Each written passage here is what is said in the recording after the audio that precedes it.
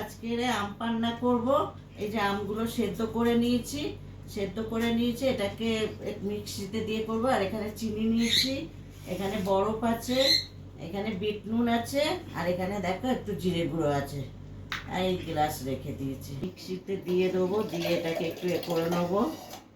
এই চিনিটা দিয়ে দেবো, আর এখানে দেখো বিট নুন দিয়ে দিচ্ছি, একটু জিরে গুঁড়ো দিয়ে দিলাম, পরে আবার একটু ছড়িয়ে দেবো। তো এই যে হয়ে গেছে আম পান্না, মিক্সিতে করে নিয়েছি।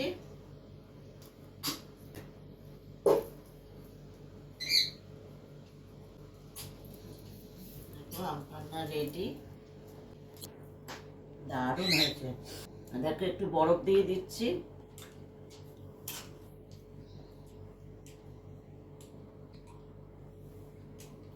তোমরাও এরকম বানিয়ে খাবে, গরমের দিনে ভীষণ ভালো লাগবে।